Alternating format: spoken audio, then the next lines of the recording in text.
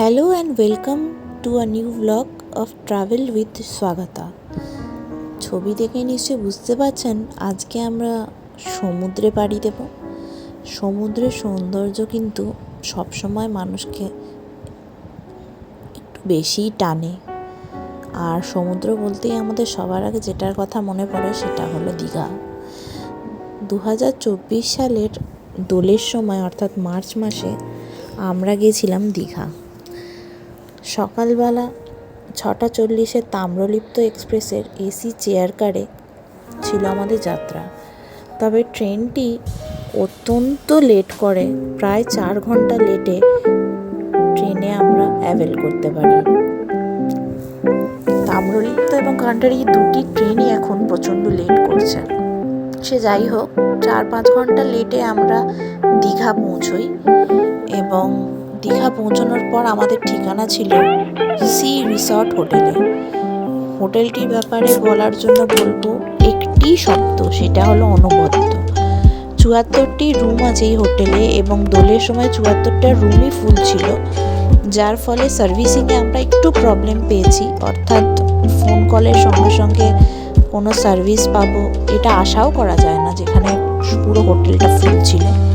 বাকি others hotel হিসেবে accommodation অত্যন্ত সুন্দর এবং ওদের পারিপার্শ্বিক পরিবেশ, বাচ্চাদের খেলার প্লে গ্রাউন্ড থেকে শুরু করে খাট, বিছানা, comfortable bed, comfortable sofa, mirror, বাথরুমস, এমনকি হোটেলের রুমের মধ্যে আমাদের ফ্রিজও ছিল, মিনি ফ্রিজ। আর এটা হচ্ছে বাচ্চাদের প্লে গ্রাউন্ড, খুব সুন্দর স্লিপ ছিল।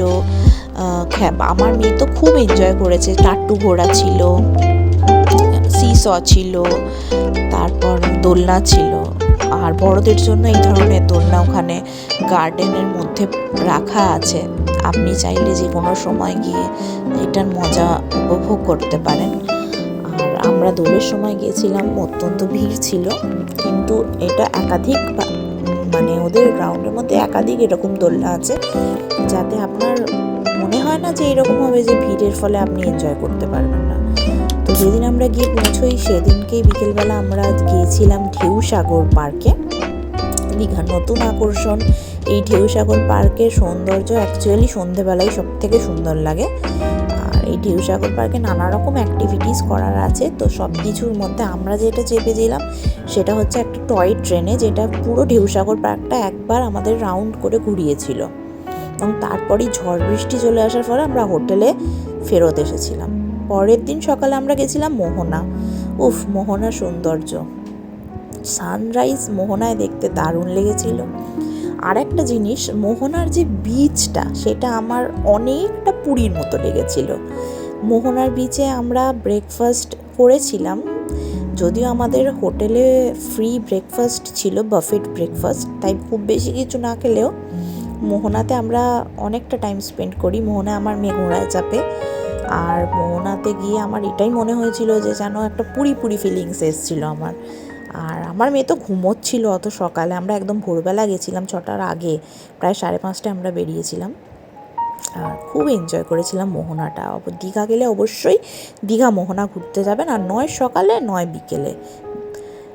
সেই দিন বিকেলবেলা আমরা রিসর্টে একটা অপূর্ব সৌন্দর্য উপভোগ করেছিলাম। আমাদের রিসর্টটা যখন সন্ধে হয় লাইটিং দিয়ে সুইমিং পুলটা খুব সুন্দর লাগে, আর চারদিকেও খুব সুন্দর আলো দিয়ে সাজানো হয়েছিল, আর খুব সুন্দর লেগেছিল। তারপরের দিন ছিল দোলের দিন সকাল থেকে তো রিসর্টের চেহারা বদলে গেল।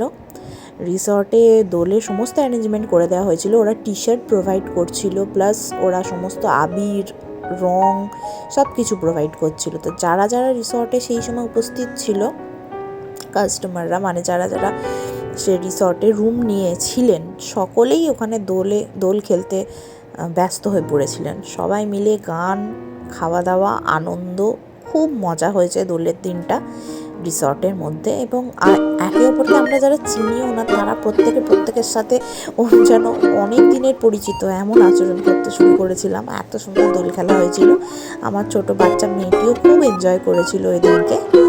আর তারপর তো সুইমিং পুলের জলটার রঙটা যা হয়ে গেছিলো সে কথা আর না বললেও চলে। তৎক্ষণাৎ ওরা আবার সুইমিং পুলের জল পুরোপুরিভাবে ক্লিনিং করে দেয় নেক্সট ডেতেই, যাতে কোনো প্রবলেম না হয়, কেউ সুইমিং পুলে চান করতে যাতে কারো কোনো প্রবলেম না হয়, সেই জন্য নেক্সট ডে পুলের জল পুরোপুরিভাবে ক্লিন করে দেওয়া হয়েছিল। কিন্তু দোলের আনন্দটা ওখানে দীঘাতে আমাদের আলাদাই কেটেছিল, শুধুমাত্র কিন্তু সি রিসর্টের জন্য। আমরা থ্যাঙ্কস টু সি রিসর্ট যে এত সুন্দর আমাদের একটা দিন উপহার দিয়েছিল। দোলের পরের দিন বিকেলবেলা আমরা গেছিলাম উদয়পুর সি বিচে। এটা আমার একটা পার্সোনাল ফেভারিট। উদয়পুর সি বিচে আমরা সাধারণত লোকে যেটা করতে যায় সেই জন্য যাই না। উদয়পুর সি বিচ মানেই সবাই বলে গোয়া অ্যান্ড অল দ্যাট, কিন্তু আমি মেনলি যাই বাইক রাইডের জন্য। বাইকে করে যে উড়িষ্যার বর্ডারের দিকে যাওয়া যায়, আর সেইখানে এত সুন্দর ফাঁকা বিচ আর দুর্ধর্ষ সুন্দর হাওয়া, এই বাইক রাইডটা আমার মেয়ের দুজনেরই ভীষণ পছন্দ। আর আমার মেয়ে তো একদম খুব এনজয় করেছে বাইক রাইডটা, আমিও খুব এনজয় করেছি। ওখানে বোধহয় বাইকের জন্য 200 টাকা নিল, আধ ঘন্টা মতো বাইকটা আপনাকে দেবে, 200 টাকা মতো নেবে। আর লাল কাঁকড়া এবারে আমরা প্রচুর দেখতে পেয়েছিলাম উদয়পুর সি বিচে। যখন আমরা স্কুটি করে ঘুরছি না, তখন তো চারদিকে শুধু লাল কাঁকড়া ভর্তি। আমরা গিয়েছিলাম বিকেলবেলা 4:30-5টা করে, অপূর্ব সুন্দর লেগেছিল। এখানে হয়তো ছবিতে অত সুন্দর বোঝা যাচ্ছে না যে এই জায়গাগুলো পুরো গর্ত করে লাল কাঁকড়া ভর্তি ছিল, ছবিতে ধরা পড়ছে না, কিন্তু অ্যাকচুয়ালি কিন্তু চোখে যখন দেখছি হেভি লাগছিল, দারুণ লাগছিল। তো আমার দীঘা মানেই আমার কাছে এই জিনিসটা মাস্ট, যে উদয়পুর সি বিচে যাওয়া এবং উদয়পুর সি বিচে একটা সুন্দর বাইক রাইড করা, এটা কিন্তু আমার কাছে মাস্ট। আপনাদের কার কার আর এটা ভালো লাগে আমাকে জানাবেন। ফিরেই সেদিন আমাদের নেক্সট ডে যেহেতু ফিরে আমি একটু সুইমিং পুলে নেমে পড়েছিলাম। সুইমিং পুলে একটুখানি সুইমিং করে নিয়েছিলাম, কারণ নেক্সট ডে আমাদের ফেরা ছিল, মন খারাপ হয়ে যাচ্ছিলো, আর হয়তো সুইমিং পুলে নামার সময় পাবো না। পরের দিন সকালবেলা আমাদের ট্রেন ছিল, ফেরার ট্রেনও আমাদের তাম্রলিপ্ত ছিল, তাই আমি একটু জলকেলি করে নিয়েছিলাম সুইমিং পুলের মধ্যে, যদিও আমার হাজব্যান্ড আর মেয়ে সুইমিং পুলে নামেনি সেই সময়। আর এইটা যেটা ছবিটা দেখছেন, ওটা আমার হাজব্যান্ডের মেয়ে দোলের দিনকে সুইমিং পুলে নেমেছে। তো এক্সপ্রেসে করে হাওড়ার উদ্দেশ্যে বাই বাই ফর নাও, দেখা হবে নেক্সট ব্লগে।